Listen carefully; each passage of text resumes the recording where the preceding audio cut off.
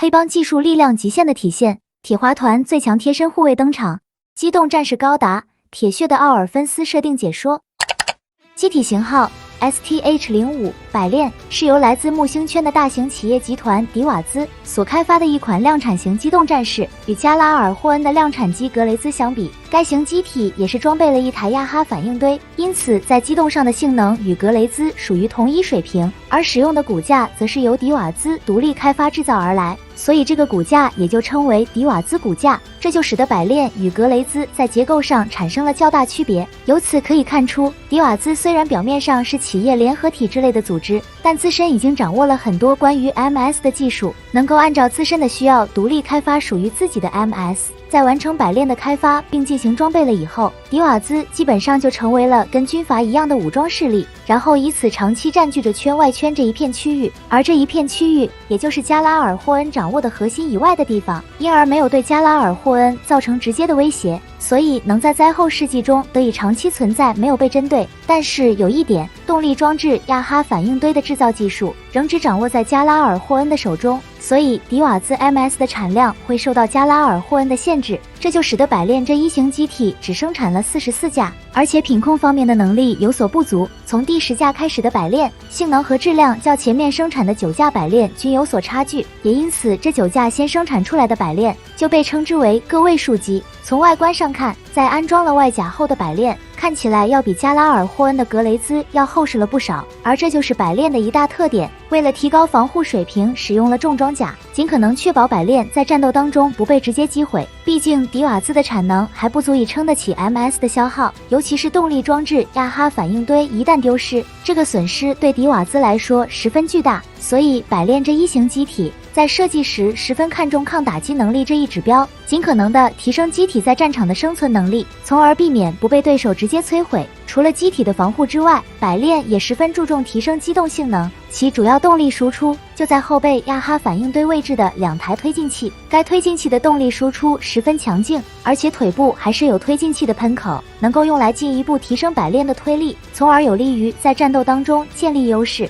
除了这些之外，在机体后腰位置的群甲模块里还有一个推进器，当要启用这个推进器的时候，这个群甲部件就会抬起来，使3个推进器的喷嘴都处于一个水平方向，这样百炼的推力又能得到进一步加强。然后脚部也是进行了专门的设计，其造型看上去就像是平底鞋，与格雷兹的高跟鞋相比差别很大。而在脚底部也有一个推进器的喷嘴，跟大腿和肩膀位置的喷口配合使用，就能让机体在宇宙中快速调整姿势。而对于驾驶舱，迪瓦兹采用了自己独有的设计，体现就在于驾驶舱的入口设置在了正前方。操作机体虽然采用的是非阿赖耶识系统的常规方式，但操作方式存在独特的地方，也就是在两边操纵杆位置都增加了显示屏，用来辅助驾驶员观察，由此来对机体进行更加细致的操作。而驾驶舱在观察外部环境时，也是通过头部来进行，其造型与格雷兹相比差异很大，没有装备像格雷兹那样的球形综合探测装置，所以百炼在探测上的性能比格雷兹的要弱。而在驾驶舱内设置了5块显示屏，用来显示头部观察的外部环境，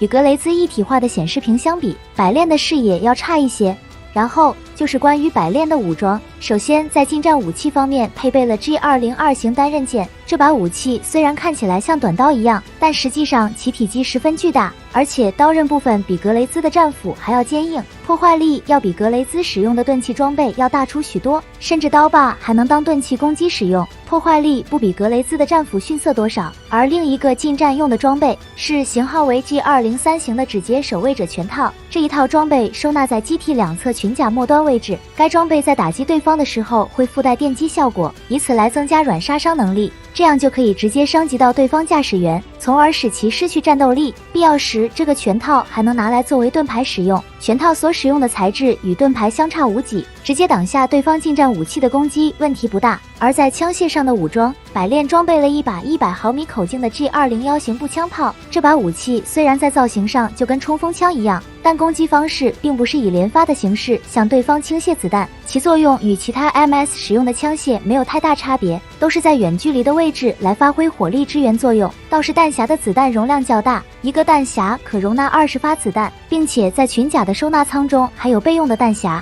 基本一次出击的携带量足够支撑起进行一场高烈度的战斗。还有就是这把武器带有可拆卸的枪托结构，在装备上了以后，一定程度上可以起到进行精确射击的辅助作用。其他的武器还有G102型旋转榴弹发射器，该武器的装弹量是8发，而枪托可以进行展开或者闭合，这样携带方式既可以手持也可以肩扛使用。如果驾驶员水平足够高，甚至还能双手持枪进行战斗，以步枪炮和榴弹发射器的配置组合来对敌进行强大的火力输出。除此之外，还有一把 G103型4连装火箭筒提供选用，不过这把武器目前未见迪瓦兹使用过，详细信息至今无从得知。然后在迪瓦兹旗下组织塔宾斯当中，其所属驾驶员阿米达马鲁卡，他驾驶的百炼在外观涂装颜色上有所不同。这架机体正是最早生产个位数机中的一架，据称这些个位数机使用了迪瓦兹的内部材料进行制造，使得自身的防护性能高出了不少，这在战斗当中对百炼十分有利。加上阿米达的驾驶水平十分高超，即使是加拉尔霍恩后期新制造的新型机，在他面前也未必就能取得优势。所以在塔宾斯被加拉尔霍恩围剿的这场战斗中，朱丽塔·朱里斯驾驶的新型机就在阿米达身上遭到了挫折。虽然一开始凭借性能优势率先给阿米达给予了重大打击，但在阿米达熟悉了以后，让朱丽塔在战斗当中逐渐陷入了劣势。然而这场对决没有分出胜负，为了阻止加拉尔霍恩的竞技兵器达因斯尼夫，阿米达选择抛下了对手，向对方的舰队冲了过去。但是很可惜，在进入射程之前率先被达因斯尼夫击穿。然而阿米达没有放弃，直到使用最后的力气进行了反击以后，这架百炼便产生了爆炸，而驾驶员阿米达这才就此阵亡。然后百炼除了个位数机之外，一度为了适应地球上的重力环境还进行了改装，而这些改装后的机体就是在塔宾斯护送铁华团空降地球时进行的，也就是型号为 STH-052 的漏影。其主要的变化就是将重型装甲部件换成了轻型装甲，这就使得整体造型发生了很大的变化。当然这也是有意为之，目的就是防止被认出是迪瓦兹的机体，避免与加拉尔霍恩战斗牵扯到迪瓦兹，但防护上仍与百炼基本相当，仅仅对侧裙甲和肩甲等这些边缘的装甲部件进行了轻量化处理，所以漏影相比百炼在重量上没有减少多少。为了支持机体更好的在地面上进行机动，还对机体的脚部位置进行了改造，来使漏影具备了悬停功能，包括在后背上也换了地面专用的推进器。这个推进器部件的体型很大，因而相对应所输出的推力也增大了不少。而武器方面也进行了调整，原先百炼使用的武器都是迪瓦兹开发的制式装备，需要更换其他武器避免暴露，为此射击武器更换了88毫米口径的短步枪。该枪与乌兹这种结构紧凑的冲锋枪很相似，同样具有射速快、火力强的特点，而且该枪的枪托带有弹壳回收功能，这样就能避免留下痕迹，防止被对方追寻。此外，还在侧裙甲位置准备了收纳舱，每个容纳的空间可以装进5个弹匣，包括回收的弹壳也可以进行存放，并且还准备了一把突击步枪。这把武器通常挂在后腰位置，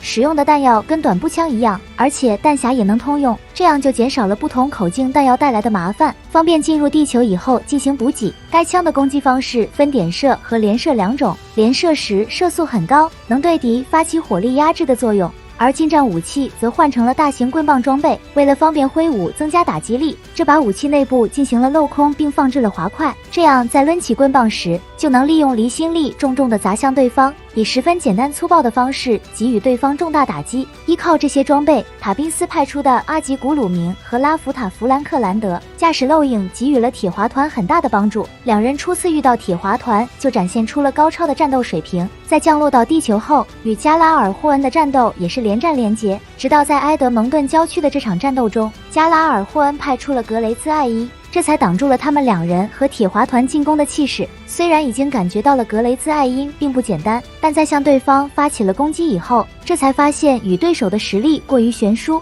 结果两人迅速被格雷兹艾因击败，均被狠狠的一击后直接失去了战斗力，毫无悬念地退出了这场战斗。所幸两人受了重伤后没有丧失生命。最后需要补充的是，基于百炼进行设计的还有一款机型，这个机型名为阿特拉百华，出自手机游戏《铁血的奥尔芬斯 G》。从名字上可以看出，这个属于是阿特拉米库斯塔为自己定制的机型，所以该型机体在造型上布满了各种可爱的元素，包括机体外观颜色的选用也是如此。其给人的形象就像是个魔法少女一般，使得右手持有的阿特拉斯长刃这把武器就像是魔法少女手里的法杖一样。虽然这一型机体极具特色，但实际上并没有制造出来，仅只是阿特拉与古迪利亚在体验 MS 模拟器时，根据自己的喜好进行定制出来的机型。